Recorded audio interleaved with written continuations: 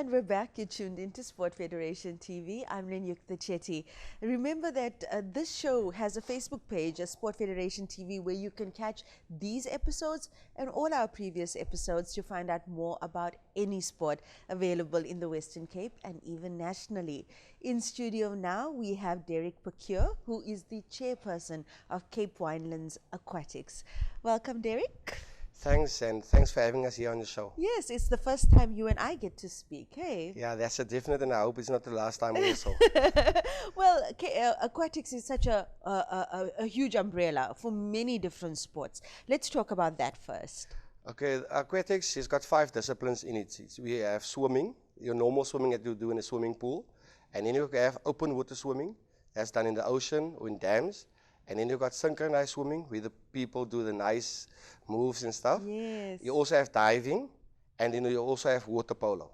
Yes. Well, I happen to know the synchronized swimming team is going to the World Champs end of this month, eh? Yeah, that's correct, yes. And we are also fortunate to have a person from the Western Cape in the team. Shannon White. Yeah. Yes, I actually know her, and I've interviewed her on the show about a month or two ago, when they came to speak about their developments. So it's a great win for the South African team and for Western Cape, eh? Yeah, indeed, and especially for the synchro swimming, because it went down a little bit, but now there's a growth spurt in the sport again. Yeah. And also, if you talk about the benefit for us, like we in Cape Winelands now, we're going to send about 12 people that will be representing the national team in various tours that they're going to go overseas now, and that's just for swimming. Yeah. And yeah, we are fortunate that the sport is growing, and in water polo, likewise in the Cape Winelands, we also have a lot of people representing the country,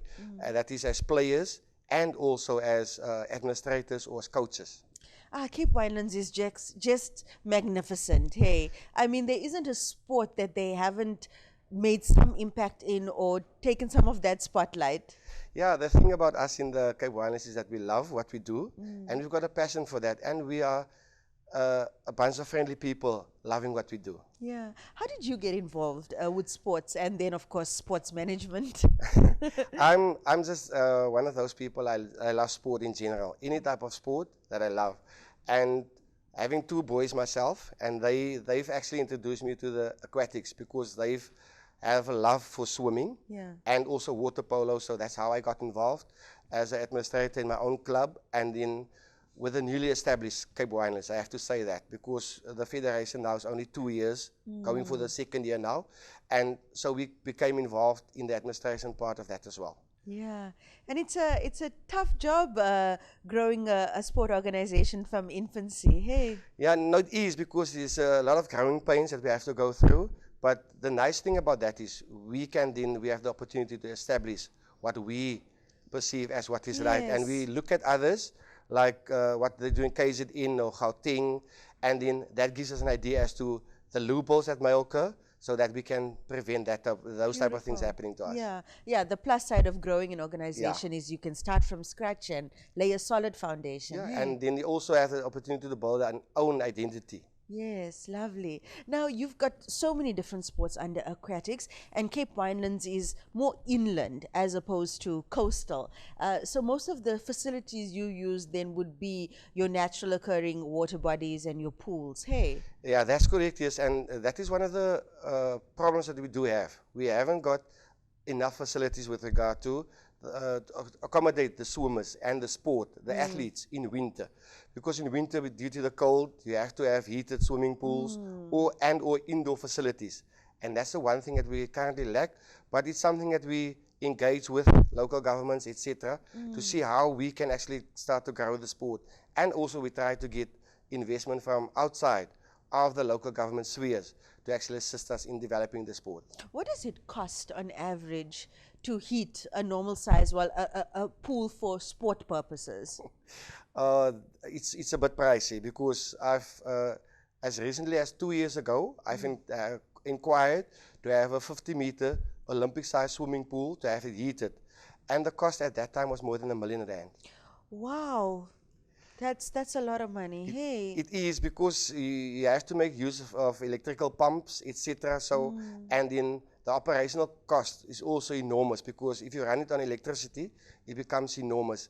But then to have it solar panels placed to reduce electricity cost is also expensive, because you have to have a roof to place the solar panels on. Yeah, it seems it's a cheaper alternative long term. Yes, definitely Yeah, long term. first you have to pay it off. You have to have the cash influx to do it first. Yeah. So how have you managed to, well, overcome these hurdles that you have and still grow your sport? That's our biggest challenge, is to grow the sport and to attract new people to the sport. Because currently we have a lot of established swimmers and they just go the normal route. But now how do we attract, and what can we do? And to that we are a bit limited with regard to, because most of the people can only do it during summer when it's warmer. And some of the clubs, like my club for instance, we make use of the municipal facilities. And we have to do that during summer. And then the problem with that is we lose the swimmers during winter, because we cannot continue them swimming, and they have to make use, like for instance, places like Virgin Active. And we are fortunate now that people come into the sport and they invest in indoor facilities. So now we are fortunate we can actually access those facilities, but it's still limited. Because we want to, and our purpose is, and our aim is to let the sport grow in the Winelands, and the Winelands stretches from Stellenbosch up to Robertson, Ceres, all of those places. And that is our target area, to let the sport grow in those areas. And it is also one of the most beautiful areas in the country. Hey? Yeah, no, it is. That's the with best the place. humblest people. Exactly, the humblest people, and also that they are friendly and and grateful. Grateful, and then on top of that, in the Winelands we produce the best wines. Most importantly. Not the most important, but one of the important things. Yes. Now, you've got all of these different sports, and we've mentioned that synchronized swimming is going to be at the World Champs. We know aquatics is an Olympic level sport. Hey. That's correct, yes. And like I've said, okay, we are fortunate now. The water polo is having their international competition coming off late in the year as well. So like I've said, we are sending from the Winelands alone, about 8 people are going onto that as officials, as the manager, and also as players. So we are fortunate enough that we have enough representation at national level in all the disciplines.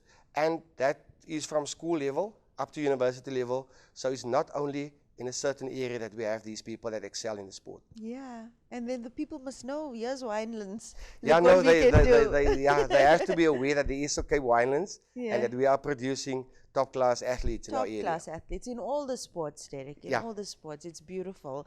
So now with aquatics, on the most basic level, grassroots level, what kind of support do you need? Do the children that come into the sport need to know how to swim first, or is that part of the development efforts that you make? In a lot of the clubs, that is part of the development. So we basically start off with a Learn to Swim program within your club structure, where they're not swimmers yet, but they become able swimmers over a period of time. And then so that we expose them to the sport, and if they have a liking to the sport and they've got a natural talent, to actually go further than just normal entry-level people. And then they start to participate in competitions, and the competitions is as such, you have got, we call it a level 1, a level 2, and a level 3. Your level 1 competition is where you just do in your region. Your level 2 and level 3 competitions is where you do regional nationals. So they participate against other districts and provinces from within the country. And then after that, you get youth nationals, junior nationals, and then you get senior nationals. Wow. There's such a world of possibilities for people that excel in aquatics. Hey. Yeah, and the nice thing about that is that you whatever you put in, that's what you get out. So you derive your hard work that you put in. That is will translate into achievements, yes, and then it's solely dependent on yourself. That's the one thing about, especially swimming, because you're not dependent on anybody else. It's just you and the stopwatch. Water polo is a nice offset because it's a team sport, and not everybody is a single person that want to do stuff on their own. So they get the exposure of swimming, but on a different type of level with regard to the water polo. So how can people get in touch? I mean, if there's parents out there that are watching, or young people, even older people, how can they get involved with the sport or register? Uh, the sport starts at club level, Yeah. okay, and we in Cape Winelands have currently got 6 registered clubs. So they can just search under aquatics, and then they should get a Facebook page or a website of the various clubs that's available in our area. And if I can quickly mention the clubs that we have, it's Marty's, the university, they've got a club, and then it's Aqua Sharks, and the Well, and Worcester Aquatics, and then we also have Players, and then we also have Paul Aquarius. So that's the 6 clubs that we have, and then the people are more than welcome to contact any of the clubs and see how they can get involved. And then in addition to that, there's a lot of private people that have swimming schools where people can actually just learn to swim and how to become water safe, because the aim of the aquatic sport is to make people water safe, Yeah. and to prevent drownings, and then from there on we try to make it a lifestyle. Yeah. Well, I guess aquatics is a game of how safe you are in the water doing incredible things. Hey? Yeah, it is, because some people look at swimmers, you must be crazy to do this type of things Yeah. and this type of exercise, and then even get tired doing it.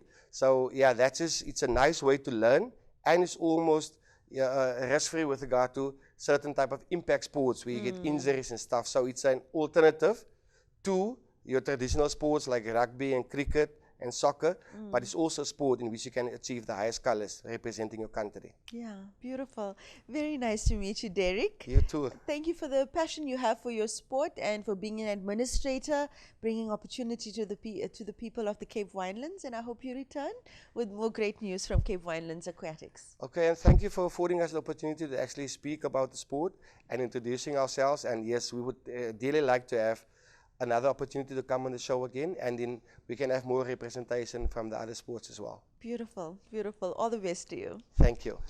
All right, after the break, we'll be back with another amazing sport from the Western Cape. Please stay tuned for that.